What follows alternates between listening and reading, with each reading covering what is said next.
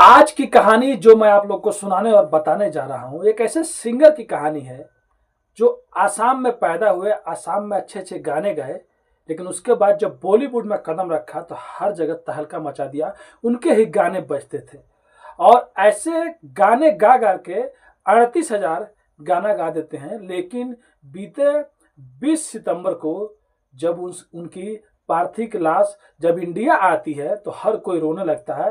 हर कोई सोचने लगता है कि जो हमारा सबसे बेस्ट सिंगर था, जो हमारा सबसे चहीता था, उसके साथ में ऐसा कैसे होगा। देख सकते हैं भीड़ कितना ज़्यादा उमड़ी है। शायद अगर उस टाइम जुबिन गर्ग अगर वहाँ पे मौजूद होते तो देख के बहुत खुश होते, लेकिन अफसोस ये था कि वो उस टाइम नहीं थे जब इतनी भीड़ उनको प्यार करने के लिए, उनको देखने के लिए आई थी। मैं जिस सिंगर की बात कर रहा हूँ उनका नाम जुबिन गर्ग होता है और ये आसाम के रहने वाले थे। लेकिन ये इतने मशहूर थे, इतने मशहूर थे, ये भीड़ देख के ही आप लोग अंदाजा लगा सकते हैं। तो चलिए पूरी घटना को बताएंगे, आखिर जुबिन गर्ग के साथ में ऐसा क्या हुआ था जिससे उनकी मौत हो गई।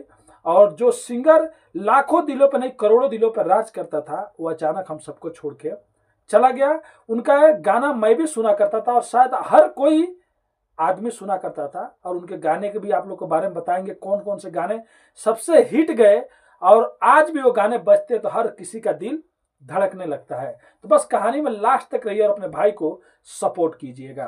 तो नमस्ते, आदाब, सत श्री अकाल। आज की जो सच्ची घटना मैं आप लोग को सुनाने और बताने जा रहा हूँ, ये कहानी गुवाहाटी से शुरू होती है, यानी कि आसाम प्रदेश से शुरू होती है। एक सिंगर होते हैं जिनका नाम जुबिन गर्ग होता है और ये असम में पैदा हुए।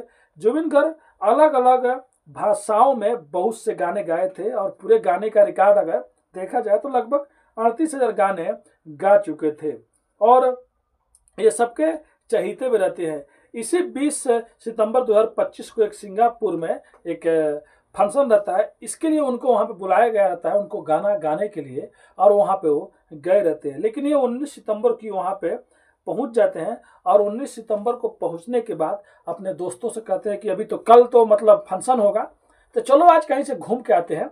और अपने दोस्तों के साथ में पहुंच जाते हैं समुद्र के किनारे और वहां पे जाके कहते हैं कि मुझे स्क्यूबा डाइविंग करना है, यानी कि 15 पानी के अंदर आदमी जाता है पूरा लगा होगा के मतलब ऑक्सीजन वाला, जो आदमी तैर भी नहीं सकता वो भी जाके अच्छा से समुद्र के नीचे जाके, नदी के नीचे जाके देख सकता है।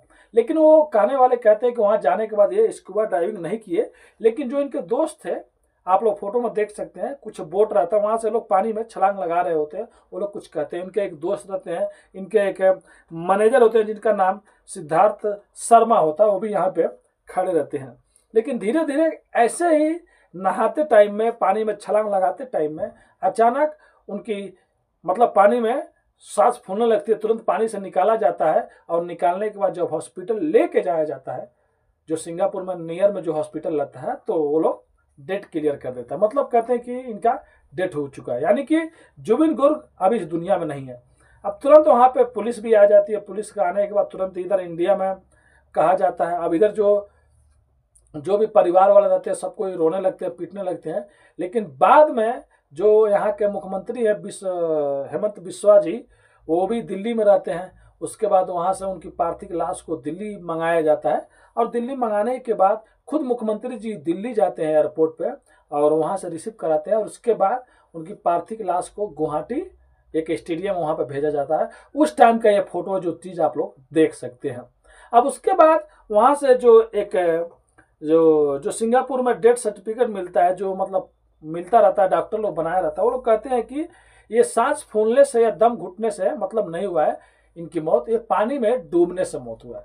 तो आखिर में जिनको तैरना नहीं आता था, जिनको मतलब कुछ नहीं आता था, जो हमारे जुबिन गर्ग थे और ये गए थे स्कूबा डाइविंग के लिए, तो कौन ऐसे लोग थे जो जिनको मालूम है कि नहीं मालूम है, फिर भी वो लोग पानी में उनको उतारे।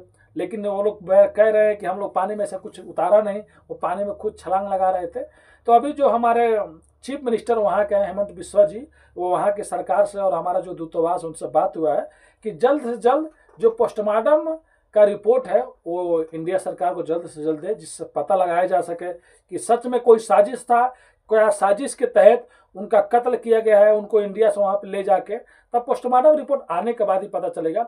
लेकिन यहाँ पे आसाम में जितने भी उनके फैंस हैं, जितने भी उनको चाहने वाले हैं, ये आसाम के हर जिले में अलग अलग मतलब पुलिस थानों में लगभग 54 FIR दर्ज कराई गई हैं, जिसमें मतलब कहा गया है कि उनके साथ में गलत हुआ और ये सोचा समझा साजिश है।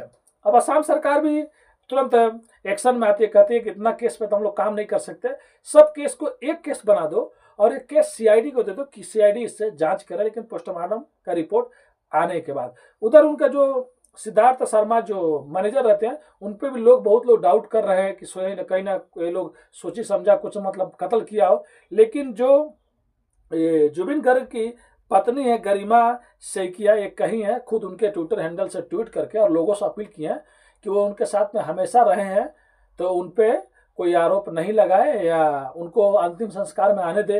अब पुलिस अपनी तरीके से जांच करेगी, अगर उसमें कोई भी दोषी पाया गया, चाहे दोस्त हो या मैनेजर हो या कोई भी हो, तो भाई पुलिस उसको छोड़ेगी नहीं। मैं अपने इंडियन पुलिस पे इतना तो विश्वास करता हूँ कि पुलिस के हाथों से कोई नहीं बच सकता। लेकिन फिलहाल में उन्होंने ये अपील किया है। तो देख सकते कितनी ज़्यादा भीड़ है और सब लोगों का समझ सकते हैं कि रो रो को बुला हार है।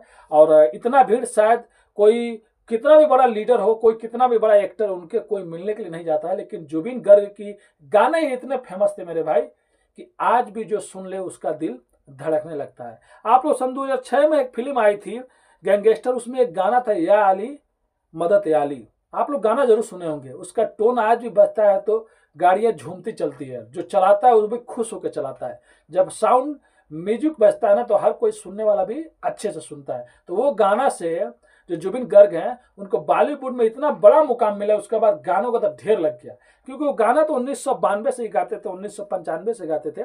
और 1992 में वो एक जो क्या बोलते हैं उनको अवार्ड भी मिलता है आसाम में। उसके बाद 1995 में मुंबई जाते हैं और मुंबई जाने के बाद एक एल्बम मिलता है, एल्बम में गाने गाते हैं। उसके बाद एक जलवा फिल्म आप लोग देखे होंगे जो 1998 में आता है, जलवा फिल्म में भी ये गाना गाते हैं। और एक और बहुत ज़्यादा फेमस गाना आप लोग जरूर सुने होंगे, आज धूप मलू तेरी हाथों में, ये ऋतिक रोशन का और एक और हीरोइन है, बहुत अच्छा हीरोइन है, उसका गाना है।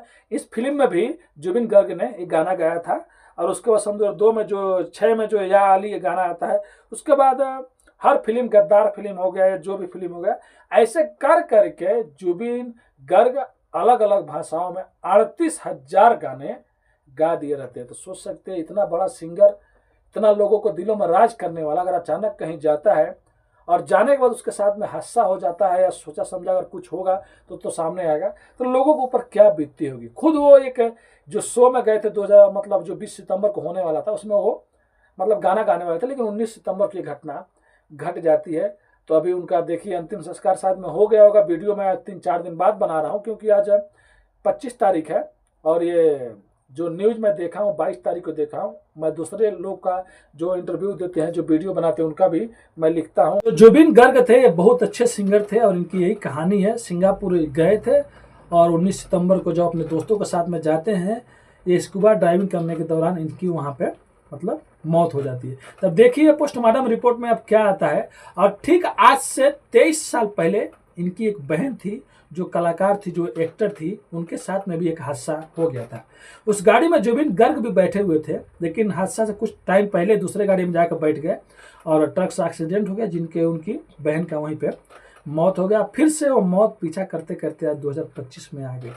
और जुबिन गर्ग का लव स्टोरी का भी कहानी बहुत चर्चे में रहा है उनके ज़माने में। जब 1995 में वो मुंबई गए थे, उसी टाइम 1998 में एक लड़की थी जिनका नाम गरिमा सेकिया था। अक्सर उस जमाने में लड़कियां जो एक्टर लोग थे, जो सिंगर लोग थे, उन लोग को लेटर या कुछ भेजा करती थी, वो लोग भी रिप्लाई दिया करते थे। ये भी आसाम के रहने वाली थी, मुंबई में भी काम करती थी मॉडलिंग की या किसी और चीज़ में। उसके बाद इन्होंने जुबिन गर्ग को एक लेटर लिखा और जुबिन गर्ग ऐसे तो किसी को मतलब रिप्लाई नहीं देते थे, लेकिन इससे गरिमा जी को रिप्लाई देते हैं और उनसे बाद इनकी बातचीत आगे बढ़ती है। और बातचीत आगे बढ़ने के बाद इन दोनों में अच्छे से दोस्ती हो जाती है। फिर सन 2002 में एक दूसरे के बंधन में बन जाते हैं, एक दूसरे से शादी कर लेते हैं। यानी कि आज तक एक दूसरे की हमसफर रहते हैं, एक दूसरे के हमदर्द रहते हैं। लेकिन जैसे ही उनकी पार्थिव लाश जो शरीर रहता है वो गुवाहाटी एयरपोर्ट पर पहुँचता है, तो सब लोगों का रो रो के बुरा हाल हो जाता है। तो ये थी कहानी एक हमारे जो सबसे अच्छे सिंगर थे, जो सबके दिलों पर राज करते थे, जो बॉलीवुड से लेकर हर भाषाओं में गाना गाए थे, वो अब हमारे बीच नहीं रहे। तो उनको मेरा सत सत नमन है। जो भी सच्चाई है उनके साथ में अगर कोई मतलब साजिश हुआ है तो साजिश का पर्दाफाश जरूर होगा। और जो भी लोग होंगे उनको बख्शा नहीं जाएगा, पुलिस उनको छोड़ेगी नहीं। और जो हमारे चीफ मिनिस्टर हैं वहाँ के हेमंत बिस्वा जी 3 दिन का राष्ट्रीय शौक रखे हैं और वो खुद बहुत अच्छे हैं और अच्छे से इस केस का भी जांच करवाएंगे। अगर ये कहानी सुनाने में कोई भी गलती हो गया होगा मेरे से तो अपने भाई को माफ़ कर दीजिएगा, अपना छोटा भाई समझ के। अगर आप इस चैनल पर नए हैं तो चैनल को सब्सक्राइब, लाइक, शेयर, कमेंट कर दीजिएगा। मिलते हैं नेक्स्ट वीडियो में फिर से कुछ सच्ची कहानियों के साथ। अभी के लिए अलविदा लेते हैं आप लोगों से। धन्यवाद।